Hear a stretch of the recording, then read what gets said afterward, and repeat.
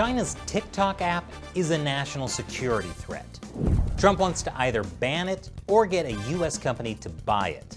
But China is fighting back.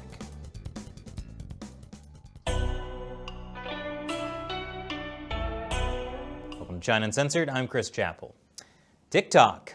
8 years ago when I started China Uncensored, if you had told me that I would spend multiple episodes talking about a Chinese-owned social media app that's more popular than Instagram, I would have said, what's Instagram? I'm not an early adopter. If you've seen my TikTok videos, you'd understand why. There are well-established security concerns with TikTok, from how much data it harvests to where that data goes in China, and most important, how TikTok's Chinese parent company, ByteDance, is beholden to the Chinese Communist Party. Those security concerns are why the US military has banned TikTok.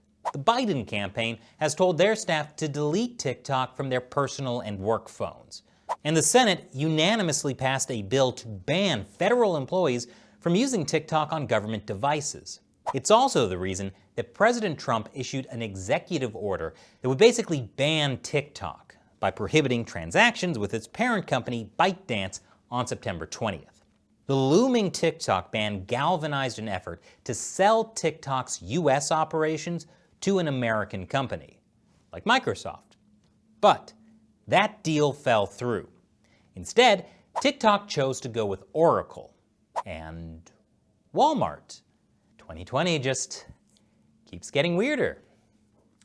But just as things were looking up for TikTok, the US Commerce Department announced last Friday that they were in fact going to ban US transactions with TikTok and Chinese mega app WeChat on September 20th, starting with banning both apps from US app stores.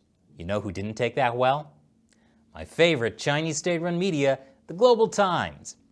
It wrote that the Trump administration has gone to extremes to turn the US market into a slaughterhouse for Chinese firms. I can always count on the Global Times for colorful imagery. But when the Commerce Department said it would ban the TikTok app, that served as a push for TikTok to work on a deal with Walmart and Oracle. But that could be hard. I've been through my fair share of group projects. I know how it goes. TikTok, Walmart, and Oracle are supposed to work together, but Walmart just goofs off. TikTok is constantly on their phone, and all the work ends up falling on me. I mean Oracle.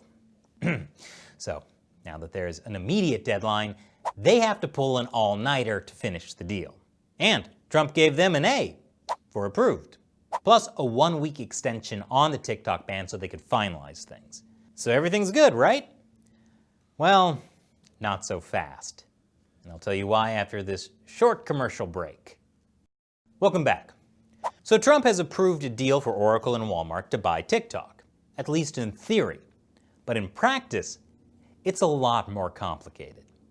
As of when we recorded this video, we don't actually know what's in the TikTok deal. There have been outright disagreements between the companies over who will own TikTok. That's because ByteDance isn't going to sell TikTok directly to Oracle and Walmart. Instead, they're going to set up a new US-based company called TikTok Global. Oracle and Walmart will own 20% of TikTok Global, and ByteDance will own 80%, according to ByteDance. But according to an Oracle executive vice president, Americans will be the majority, and ByteDance will have no ownership in TikTok Global. Wait, how would that work?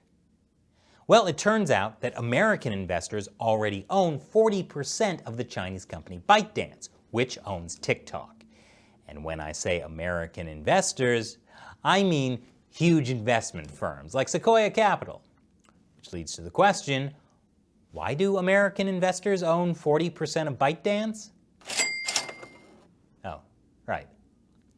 So if TikTok Global is 20% owned by Oracle and Walmart, and the rest is owned by ByteDance, which itself is 40% American investors, then you could describe TikTok Global as technically being majority American owned.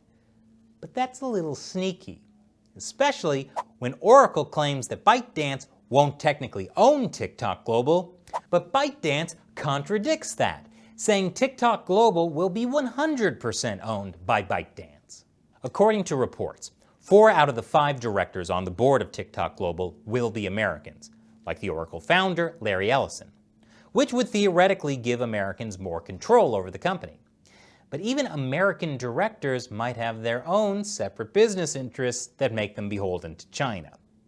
So in this proposed Oracle-Walmart deal, the ownership and control of TikTok Global is tricky.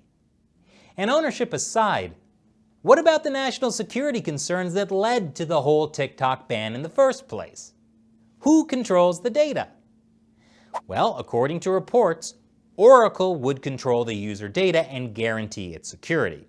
But again, since we don't know exactly what's in the deal, it's hard to say right now whether Oracle can guarantee user data security, which leads to the bigger problem. We don't really know if there's going to be a deal after all. Yeah, Trump said last week he approved the deal in concept. But after the conflicting reports on who would own TikTok Global, Trump said that China must cede control of TikTok or he won't make the deal. And it's not just up to Trump. The final deal also has to be approved by CFIUS, the Committee on Foreign Investment in the U.S. That's the government group that reviews foreign investments for national security concerns. And they opened an investigation into TikTok last year. But getting the U.S. government's approval could be the easy part, because the real problem will be with the Chinese Communist Party. And I'll explain how after this break. Welcome back. All the complexities of getting the US government to approve the TikTok deal, that could be the easy part, because China has to approve the TikTok Oracle deal too, which only makes sense. If the Communist Party can make one of China's most internationally successful private tech companies do this, it's not going to just let them sell a huge chunk of their business without the party's approval. And the Chinese Communist Party made that very clear last month when they implemented new tech export restrictions to cover TikTok's recommendation algorithm. ByteDance has already said that it will not transfer the algorithm to Oracle as part of the TikTok deal. But that might not be enough. We don't really know what the Chinese Communist Party thinks about the deal. Earlier this month, Reuters reported that China would rather see TikTok close than a forced sale. And my favorite state-run media, the Global Times, published an editorial called "Say No to U.S. Robbery of TikTok," which complained about Washington's bullying style and hooligan logic, and accused the U.S. of wanting to enjoy global technological hegemony forever. But China, also a major country, will not yield to U.S. intimidation and will not accept an unequal treaty that targets Chinese companies. Okay, I think I understand. The TikTok deal is basically the app version of the opium war. I guess social media is pretty addictive. Here's another potentially bad sign for the TikTok deal. Last week, the Chinese Communist Party published new guidelines for private businesses in China, basically demanding loyalty to the party from the private sector. It calls on party members to educate private business people, to weaponize their minds with Xi's socialism ideology, and says that the private sector needs politically sensitive people who will firmly listen to the party and follow the party. So the message to TikTok and other private Chinese companies is clear. It doesn't matter how big you get or how many American investors you have. In the end, you must follow the party. So if the party doesn't approve the TikTok deal, there's nothing ByteDance can do about it. I'm not saying that the Chinese Communist Party is definitely going to cancel the ByteDance deal. They might not. But it wouldn't be the first time the party suddenly scuttled a deal with the U.S. In May of 2019, the U.S. and China were nearing a trade deal agreement when China tried to backtrack. That led to months of additional tariffs and negotiations before both sides signed a much reduced Phase 1 trade deal. Feels like that trade deal happened a million years ago, but it was actually just in fact this past January. Exactly the same time when the Chinese Communist Party was covering up the coronavirus, or as I call it, the COVID-19 pandemic. the CCP virus. Memories. So we don't know exactly what's going to happen with the TikTok deal, or whether there will be a deal at all. But if there's a deal, one thing's for sure. The biggest winners will be the investors. And now it's time for me to answer a question from one of you, a fan who supports China Uncensored on the crowdfunding website Patreon. Joe Roy asks, do you believe that the troubles in the line of actual control is just a distraction from the real area of concern for China, which is the naval struggle with India? You know, that's an interesting one. It's true that China has been focused on expanding its navy and on challenging India with its string of pearls across the Indian Ocean. But the line of actual control along the India-China border has historically been incredibly important to the Chinese Communist Party as well. After all, India and China fought a war along that border back in 1962. And it goes back even further than that. Have you heard of the 5 Fingers of Tibet? It's an idea that goes back to Mao Zedong in the 1940s. Basically, Tibet is the palm of the hand, and the 5 fingers are Ladakh, Nepal, Sikkim, Bhutan, and Arunachal Pradesh. So for the hand to be fully functional, the Chinese Communist Party has to liberate all of those areas. And by liberate, I mean control. And if they can't do that directly, they will try to do it by bringing those areas under China's control politically and economically. If you'd like to hear more about the 5 Fingers of Tibet and what's going on with the India-China border conflicts, check out the latest episode of our podcast, China Unscripted. I'll put a link to that below. Thanks for your question, Joe. And thank you for watching.